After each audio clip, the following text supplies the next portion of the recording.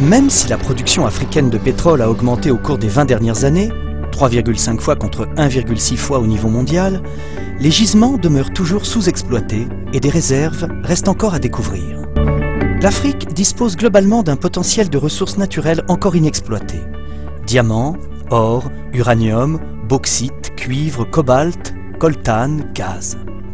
Il faut aussi et surtout compter avec le golfe de Guinée, qui se présente aujourd'hui comme le centre d'intérêt des pays à la recherche de la sécurité énergétique dont font partie la France et les États-Unis. Le golfe de Guinée dispose d'un des plus grands gisements sous-marins de pétrole connus au monde. Avec 24 milliards de barils de réserves de pétrole prouvées, cette partie du continent, qui est la synthèse de l'Afrique centrale et de l'Afrique occidentale, est de loin la première région pétrolière africaine, avec des pays comme le Nigeria, l'Angola et la Guinée équatoriale, qui figurent au peloton de tête des pays producteurs de pétrole du continent. Avec une production de 4,5 milliards de barils par jour, le golfe de Guinée est devenu une région des plus prometteuses, renfermant du pétrole brut de qualité, facile à raffiner. La forte attractivité de cette région suscite des convoitises de plus en plus grandes de la part des consommateurs. Les Européens, qui ont une influence traditionnelle, les Américains, qui entendent s'y positionner solidement et durablement, sans oublier les Chinois, qui sont en embuscade. Ces gisements offshore, présentant alors l'avantage d'être protégés des conflits armés de la région, garantissent une production relativement constante et sûre des exportations plus faciles vers l'Europe et les États-Unis. Le golfe de Guinée émerge donc aujourd'hui comme un nouveau centre de gravité énergétique et devient désormais le théâtre d'influences mutuelles entre la France et les États-Unis. L'enjeu du continent africain pour les États-Unis, c'est pas simplement le pétrole. Ça serait le pétrole. Les États-Unis en Afrique pour le pétrole. Franchement, moi je vais vous donner l'exemple de Doba. Eux, effectivement, ils ont une carte de l'Afrique, c'est vraiment les éléoducs.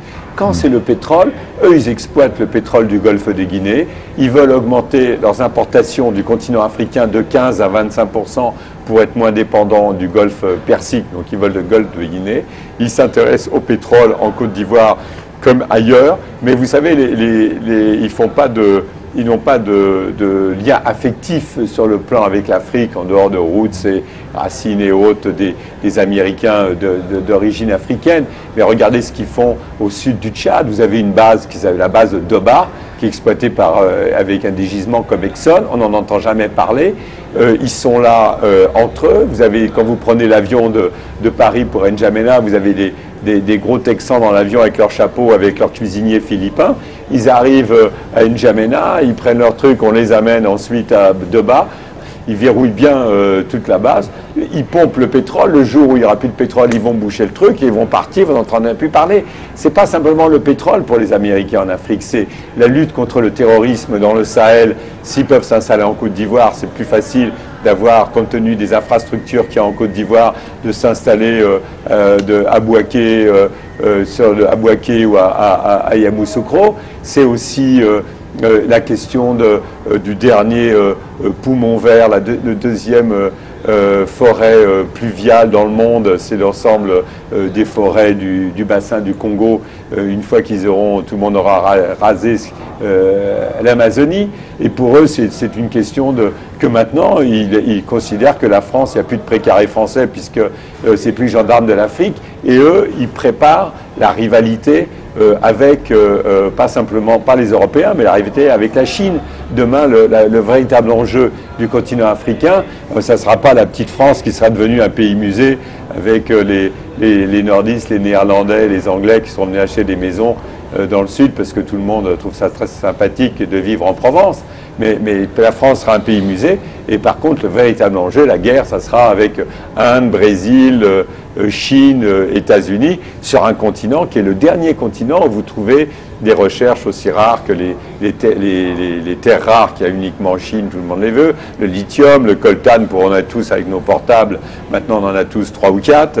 Je veux dire, tout ça, c'est des matières rares, on les trouvera qu'en Afrique, et c'est un continent inexploré. À partir du moment où ça a été la fin de la guerre froide, tous les intérêts ont pu s'exprimer, je dirais, certes secrètement, mais librement. Et donc, pour des raisons politiques et pour des raisons économiques. On a bien vu que les anciens partages qui dataient donc des périodes coloniales étaient considérés par d'autres puissances comme étant complètement dépassés. Et donc, notamment, les États-Unis ont estimé que le précaré, c'était fini. Et donc, ce que j'essaie de montrer, c'est des problèmes de rivalité très fortes entre les grandes puissances qui ne s'attaquaient pas pendant de nombreuses années après la Deuxième Guerre mondiale à cause de la menace soviétique. À partir du moment où il n'y a plus de menace soviétique, les anciens amis, et toujours amis, ont pu s'affronter secrètement en Afrique. La marine américaine, avec l'USS Nashville, navire de guerre de 17 000 tonnes et ses 420 membres à bord, déclare officiellement vouloir renforcer la sécurité dans la région affectée par la piraterie, le trafic de drogue et les attaques contre les installations pétrolières. Et le BPC Tonnerre de la marine française navigue dans la région. L'ambassadeur de France au Cameroun, Georges Serre, parlera d'une veille internationale contre un fléau qui gêne les activités normales de commerce et de production de richesses.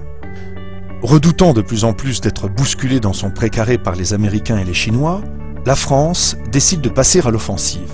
Elle veut coûte que coûte réaffirmer sa présence dans ses ex-colonies. Chacun y va de sa stratégie. Les pays du Golfe de Guinée, pour leur part, joueront essentiellement sur la concurrence américano-européenne pour l'accès aux ressources de l'Afrique. Ces États qui, comme la Côte d'Ivoire, partent de la bordure occidentale du continent africain au cap de Bonne-Espérance en passant par le détroit de Gibraltar, renforcent ainsi leur pouvoir de négociation face au maître, le colonisateur d'hier. L'idée du précaré connaît peu à peu l'essoufflement.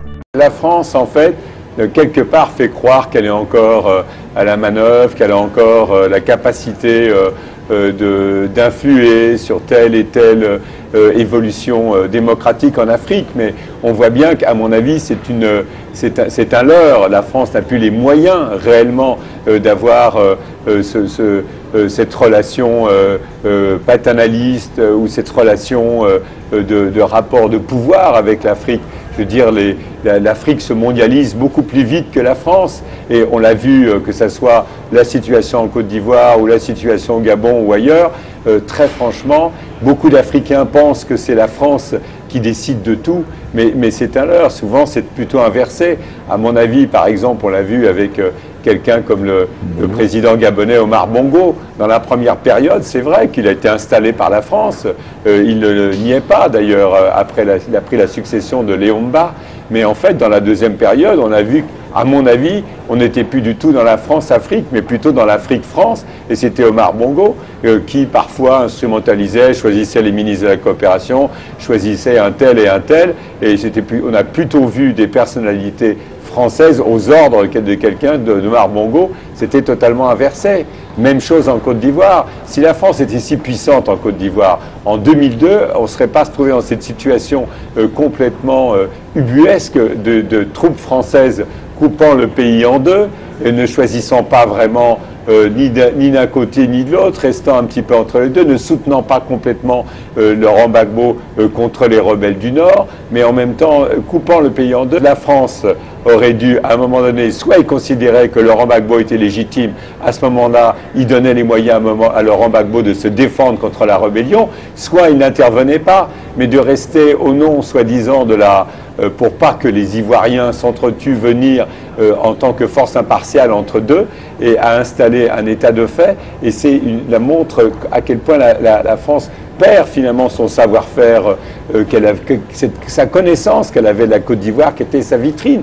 Et on l'a vu au moment du coup d'État de 1999, quand le coup d'État contre Henri Conan-Bédier, mais on l'a vu à plusieurs reprises comment la France se trouve entre deux et ne veut pas vraiment choisir, mais c'est aussi très souvent des bisbilles ou des problèmes franco-français entre l'Élysée, le Quai d'Orsay ou un certain nombre de réseaux. Et en fait, il n'y a pas, après une période qu'on peut, on peut critiquer au niveau du fait, parce que la période de Jacques Foccart, on peut la critiquer dans le sens où finalement c'était quand même la priorité au patriotisme français et quelque part, comme c'était la guerre froide, un peu une négation de ce qu'était réellement l'Afrique. Mais en même temps, dans la période qui a suivi maintenant, on voit bien que c'est un peu cafouilleux, chaotique. On ne voit pas de vision. On n'a pas vu une France qui allait au-devant des nouvelles générations d'Africains, qui est restée un petit peu comme ça, comme un gros bateau, en même temps un petit peu dans une France-Afrique de réseau, sans définir une véritable nouvelle politique et qui n'a pas su gérer ses relations avec des nouvelles personnalités comme Laurent Gbagbo en Côte d'Ivoire, mais ça s'est vu aussi dans un certain nombre de pays, n'a pas su et rester en même temps scotché à un certain nombre de dirigeants africains de l'ancienne période qu'elle avait cooptée dans la première période et n'a pas su non plus laisser parfois la démocratie se faire en se retirant complètement, en laissant croire qu'elle avait encore à la manœuvre.